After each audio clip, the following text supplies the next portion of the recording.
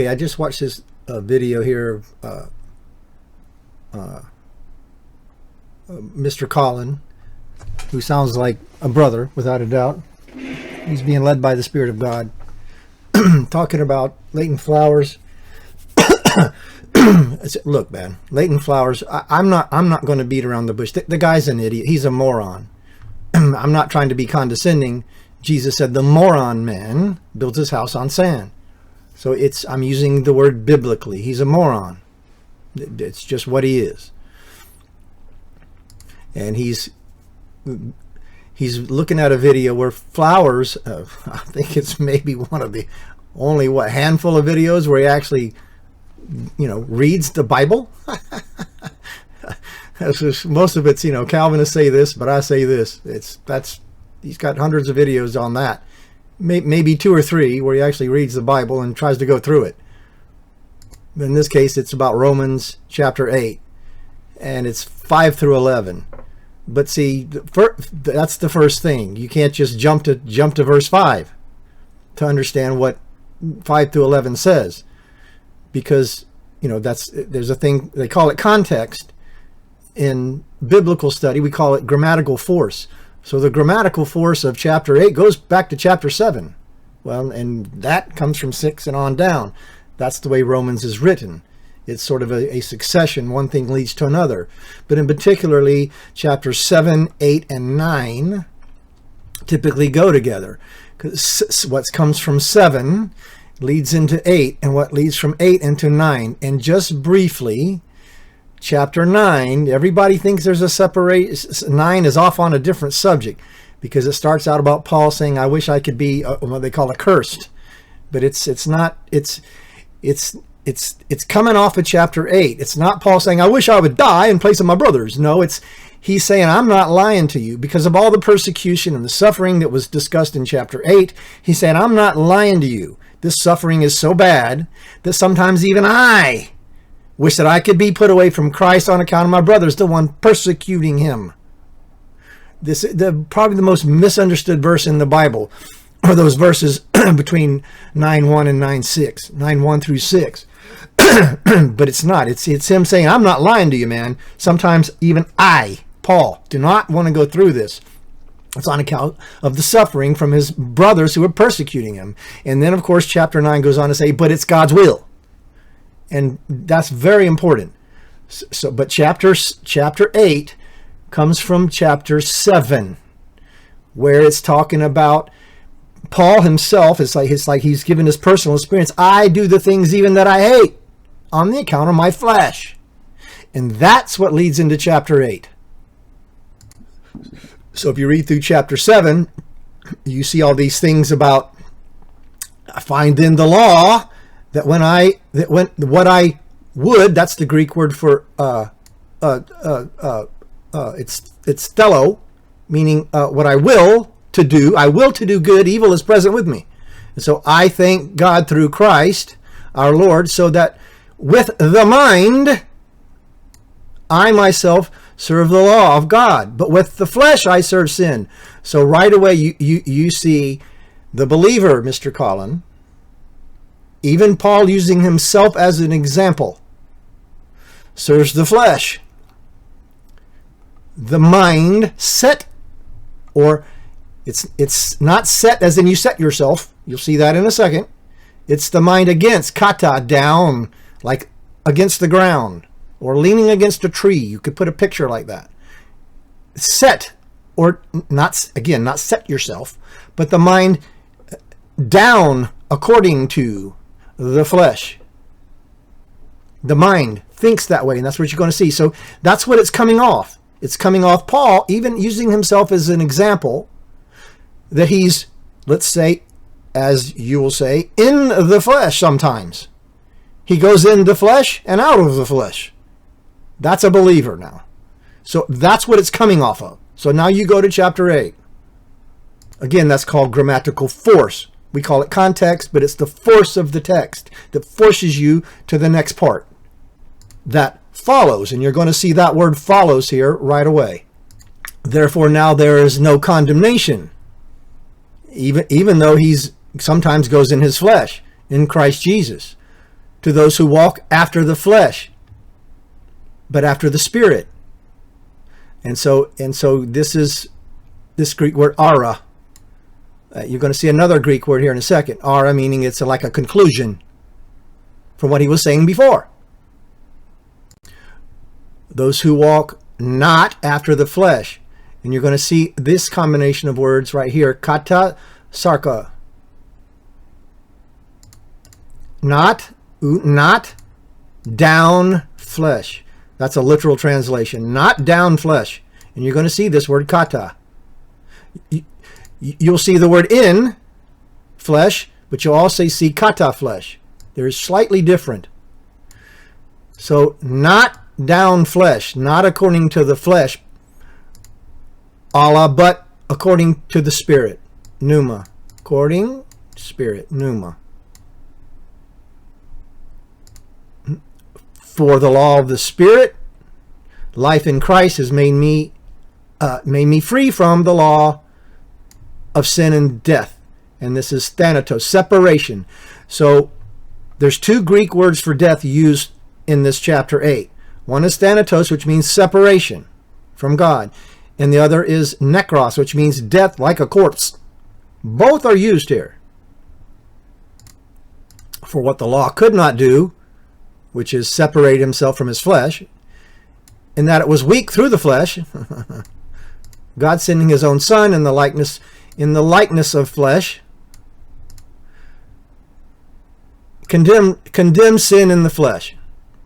So even though we still sin as children of God, God took care of that. We're forgiven. But because of the flesh, we're going to still do it. And then here we go to verse 5, which is what they're discussing. All right, so for they that are after the flesh, kata, because, and this is a definite article, we have, in Greek, there's 27 ways to spell the word the, and this is one of them. You're going to see a few of them here. So, because, and this is a conjunction, again, grammatical force, because kata, and there I go, I told you this phrase, right here you're going to see it.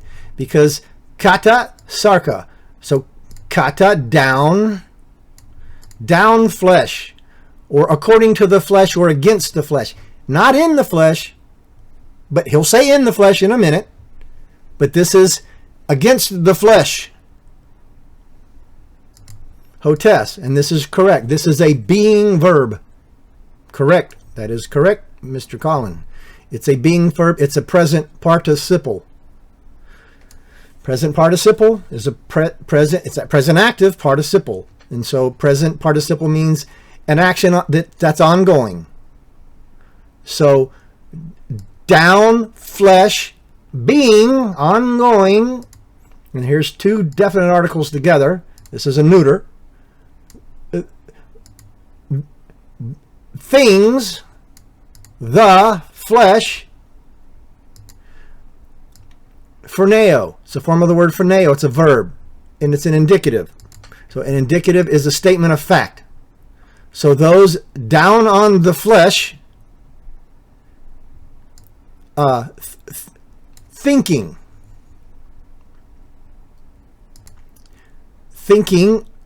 the things of the flesh. Those down on the flesh are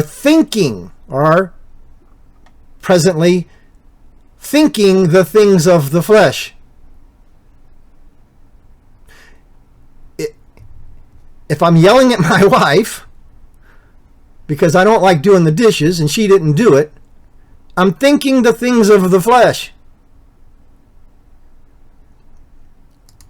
Day, and here's what I told you, this word occurs quite a few times in here. Day is like it follows. It follows. It follows those kata pneuma, so down on the Spirit. Things of the Spirit. Thinking. This is an ellipsis. So if I'm, and this is everyone, not just unbelievers. It's everyone, because remember, as I just said, the grammatical force, this is explained, this is matter-of-fact statement. Again, the grammatical force came out of chapter 7 and into chapter 8. This is a matter-of-fact statement. If I'm yelling at my wife, I'm in my flesh. If I'm saying I'll do it because I love my wife and I know she's tired, and even though I don't feel like doing it, I'm going to do it. I'm in the Spirit. I'm thinking of the Spirit. I'm down on the Spirit when I'm thinking like that. Statement of fact, indicative, right there. And here's a big one. For to be carnally minded is death, but spiritually minded is life and peace. Because the thinking of the flesh. This King James did carnal. I don't know why. It's just old language. And I could say a lot about the King James translators, but I'm not going to go into it. It is the word, the Greek word for the mind, or thinking of the mind. The thinking, the mind. Thinking, phroneo, the sarx. Thinking of the mind, thanatos, separation.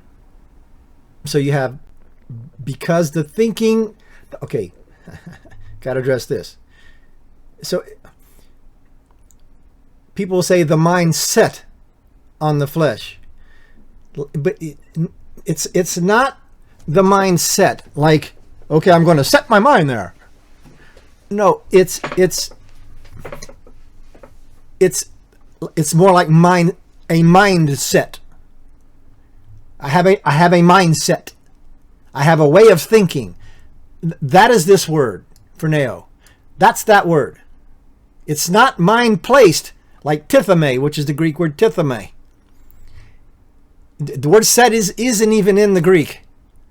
So people says, mind's set on the flesh. I can set my mind there. No, that is not the Greek. Phroneo means like a mindset. I have a mindset. I have a way of thinking. My thinking. That's what that is. I'm highlighting the wrong. I'm highlighting the wrong parts. So for the thinking, the sarx, the mind, the mindset of the flesh, the thinking of the mind, separation, thanatos. This is separation. Like I said, there's two words for death, dead, and you're going to see in chapter 8 here in these verses. And one of them is thanatos, which means separation. I'm sorry, if I don't care who says it. If it's Mr. Flowers says it's separation, I don't care who says it. The truth is the truth. Mr. Flowers is a moron. He can seek it. He has a form of godliness in 2 Timothy, a form of godliness. Right? He says some truth, but the truth isn't in him. He just says some. You can say truth without the truth in you. You have a form of godliness, not actual godliness, but it's that separation. So the mindset, the thinking of the flesh is separation from God. It follows the thinking of the Spirit, zoe, life and peace, arene. So if zoe, zoo, life, you're going to see another form of that in a minute. It's zoo, which is where we get the word zoo, like live animals. Doti, because. That's a straight up word, Greek, because. The gar is also a because. It's just a slightly different way of saying because, conjunction. But this is like the actual Greek word because the phronera, phronema, the thinking again, the sarx, the thinking the flesh is an enemy, ekthra, is an enemy unto God. And that's everybody, man. That's not just unbelievers. Again, the grammatical force is coming off chapter 7. The thinking of the flesh is an enemy of God. For the law, for the law of God cannot,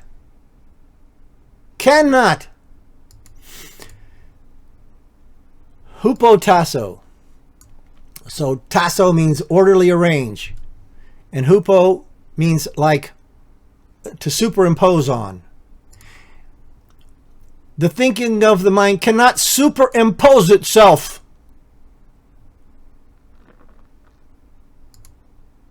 to the law of God. Ude, it does not have the ability. Does not have the ability. That's the word dunatize, where we get the word power. It does not have the power to superimpose, arrange itself to the law of God, because it's an enemy. The thinking of the flesh. The spirit is against the flesh, and the flesh is against the spirit. The two are opposed. And that's a verse about the child of God. So that you cannot do what you will, philema, want. I forgot what verse that is. Sorry. But people know what I'm talking about. So that's again, it's death to self. The Spirit of God quickens, makes alive, so that you can't do what you want. You got the Spirit of God, so it's not going to let you do this. It's not going to let you be an enemy all the time. But it's an enemy. The thinking of the flesh is an enemy. It cannot arrange itself upon the law of God. Law of God, that's anything God says to do. Anything. But ye are not in the flesh, but in the Spirit, if so be that the Spirit of God dwell in you. Now, if any man have not the Spirit of God, he doesn't belong to Christ. Right here. Now, Mr. Collin, that's not a shift to believers, because, like I said, of the grammatical force, all where this just came from. So we're not slaves of sin anymore. We're children of God. We're not in the flesh, but we're in the Spirit, if the Spirit of God dwells in us. That doesn't mean we won't act or think according to the flesh. It can't mean that, Mr. Collin, because of the grammatical force that came before it. And what's about to be said after that. He continues on back to where he came from. and of course, you don't belong to God. No, uk be him. You don't be of Christ if you don't have the Spirit. And then we're going to get to, well, how do you get the Spirit? Because it tells you twice coming up here how you get it. Okay, so we'll go on. Yeah, well, and here's how. Here's how. And Christ be in you, the body is dead because of sin, but the Spirit of life because of righteousness. And so here's how. But if the Spirit of him that raised from the dead dwell in you, I got to go over these Greek words here. But if the Spirit that raised him from out of the dead, ek nekros, and here is the Greek word for dead, like a corpse. So the Spirit that raised Christ from his dead corpse dwell in you, right? Dwell in you. He that raised up Christ, the Spirit that raised up Christ's mortal dead body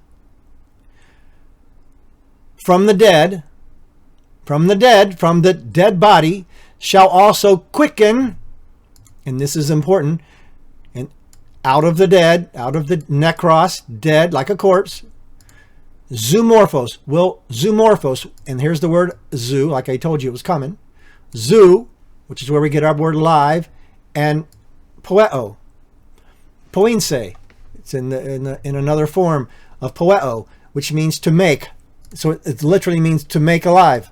Make alive the dead corpse. The Spirit that made alive the dead corpse of Christ will also make alive your dead body. Like he made Christ alive. You make alive your separated body. Just like he made Christ, he made alive Christ's dead body. He's going to make alive your dead body and your separated body by the Spirit that dwells in you. By the pneuma in you, dwells in you. In you. So, how do you get the Spirit? The same as the same way Jesus got it. It comes and makes you alive. You don't make yourself alive. You don't unseparate yourself. You don't unseparate your body. That's how. That's the answer to how. How do you get the Spirit? John 8, the Spirit goes where it wants to go. And the Spirit makes alive. Like a dead body. You don't ask the Spirit to do it. You're dead, like a corpse, like Jesus was dead, like a corpse. Now this word thanta here is a form of the word thanatos. It's like liable to die. It is subject to death. The death of the body. It's subject to that death that Christ had. And the Spirit makes you alive from that. That's how it happens. The Spirit does it. You don't do it to yourself. That's how it happens. And then later on in the verse that Mr. Colin went to, it's going to say, you're placed as a son. You're made sons. We'll get to that Greek word in just a minute. You're made sons. That's another way that it's not another way. It's the same way. It's just another way of explaining the same thing. And I would like to say to Mr. Colin, a disciple is a learner. It's the Greek word mathetes. It's where we get our word mathematics. We learn the Bible like math. Like math, not like philosophy, not logic, not what is logical to you. It's like math. You're taught by the Spirit. Math taught, learned. Mathematics by the Spirit. We learn it like math. This equals this. So this verse equals the verse coming down here. This, and which all equals death to self, which equals the narrow way, which equals daily cross, which equals conforming to Christ. See, it's equals. The Bible is learned like math, not figured out by logic or philosophy. 1 Corinthians chapter 1, 2, 3, and maybe 4 are all about that. God made stupid the philosophers. We are learners. We are mathetes. We are mathematics. Learning like math, like algebra. So continue on. This is not unbelievers versus believers totally. Where am I? There shall be, therefore you're debtors. Therefore we are debtors, not to the flesh, to live after the flesh. We. Therefore we, see? So it's, again, a believer can live in the flesh very easily. For if ye live after the flesh, ye shall die. Sorry, clear my throat. Again, here's kata sarx. If ye down flesh, there's an interesting Greek word. It's like you're on your way to separation out. That's what that says in Greek. On your way to separating out. So that's a believer. Clearly that's a believer. If you're down on the flesh, and this is a believer, you're moving towards separating yourself out. See that? But if ye, through the Spirit, do mortify the deeds of the body, through the Spirit, like what he just said, mortify the deeds of the body, separate out the deeds of the body, ye shall live. Where am I? 12. Shall live. Kata down, live. Kata body, live. And these are, debtors, between the debtors, and these are, after the, hold on a second. All right, and these are indicative verbs in here. So this is a statement of fact. So you see if, hang on. Yeah, okay, yeah, got to address this, because for if ye live after the flesh, ye shall die, but through the Spirit do mortify the deeds of the body, ye shall live. I say, if of free will. No, these are statements of facts. These verbs in here, like separated out, it's a statement of fact. And this is a verb, live, living, or live. These are indicative verbs. Indicative is a statement of fact. It's not if, like, well, if you do by the choice of your free will. It's saying no. It's a statement of fact. If this happens, factually. Not because of this or because of that, because of free will. It's because of what it says because of. This happens, that happens, this happens, that happens. Statement of fact. You see what I'm trying to say? So don't let this word if, Greek word if right here, fool you.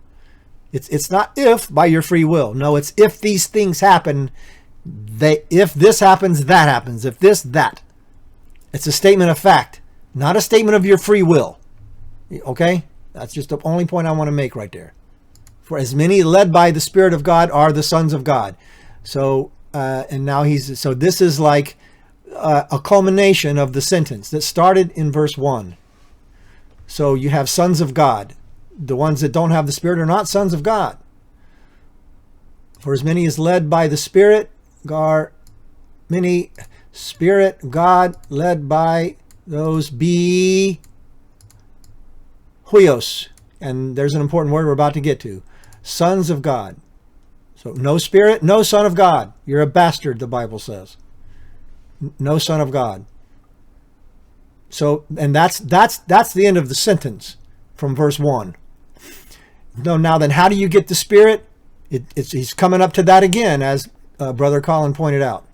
I'm sorry, I'm stumbling a lot because there's other things distracting me. This is taking a long time, but I'm doing the best I can here. Okay. For ye have not received the spirit of bondage again, of fear, slavery, doulos again, of phobias, we get the word phobia, but a spirit of adoption,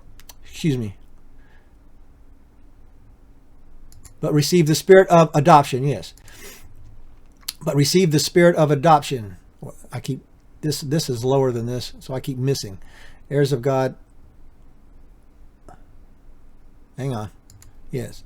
Fear, we have received the spirit of adoption whereby we cry, Abba, Father. So here's the reason. And this, okay, and this is actually the last verse in the sentence. I was wrong. I thought it was 14. It's 15. So here is actually the last verse of the sentence where it tells you how. Again, how you receive the Spirit of God. Because it's got the word received right in it. Receive the Spirit of God. You haven't received spirit of slavery, again, of fear, slave of fear, but received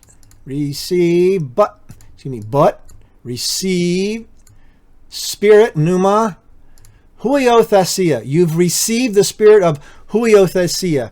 So huios is son, like the word I just pointed out earlier, and thesia. This is a form of the Greek word tithame, which literally means placed son, placed as a son. You receive the Spirit by being placed as a son. You don't place yourself as a son. You receive the Spirit by being placed as a son.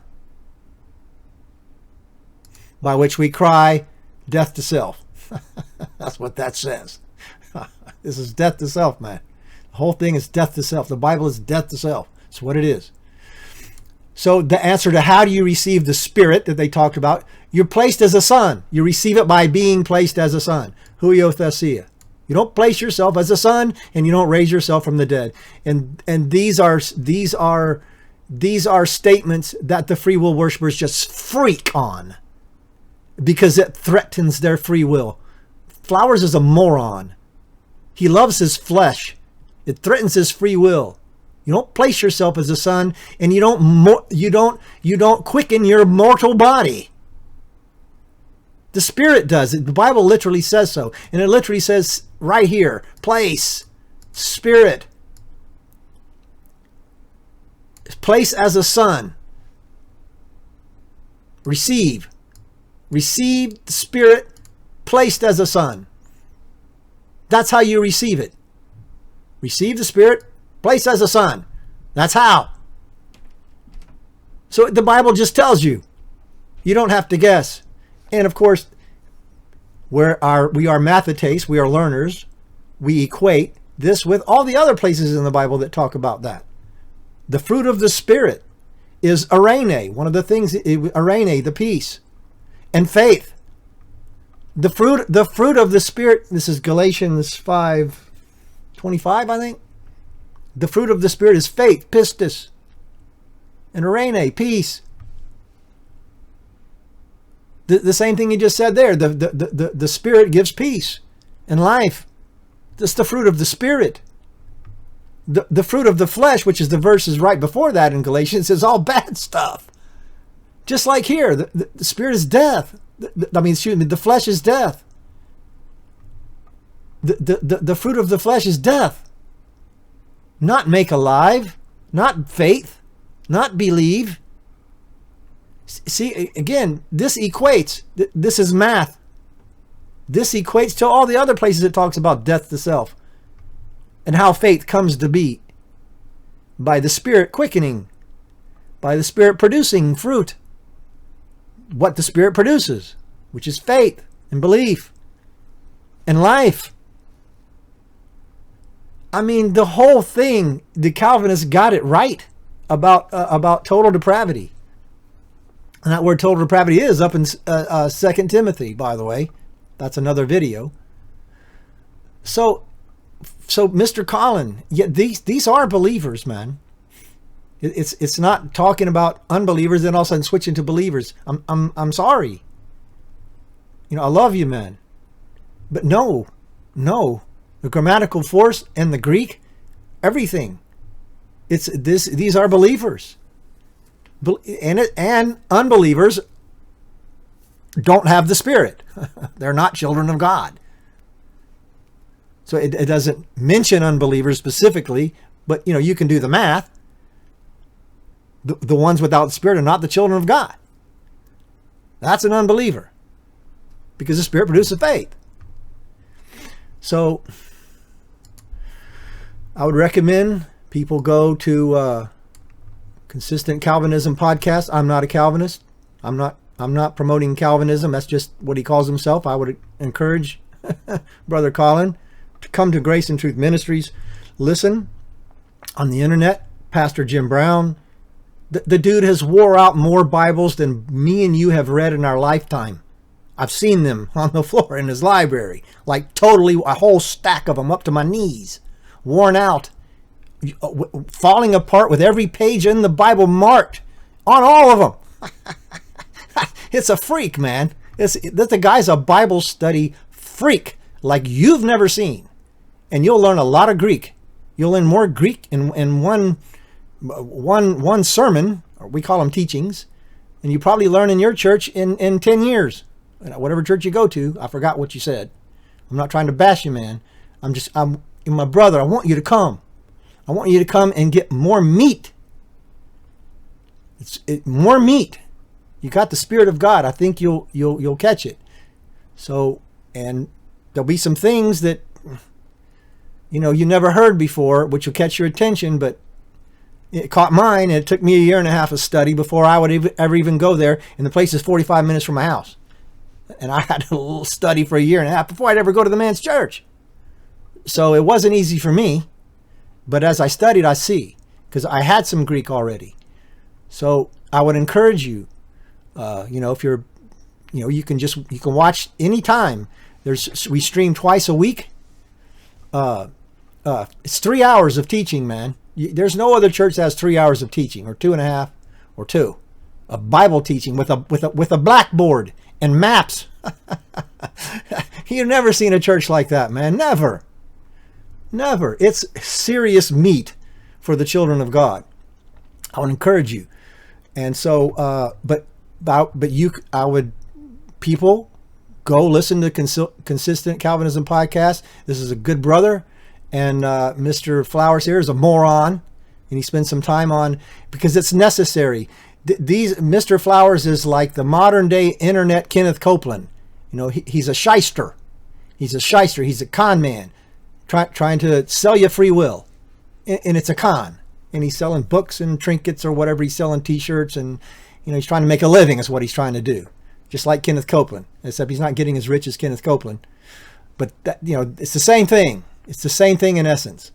So please go listen to Brother Colin, Consistent Calvinism podcast. And that's all I got time for. Agape Kai Phileo, Brother Colin.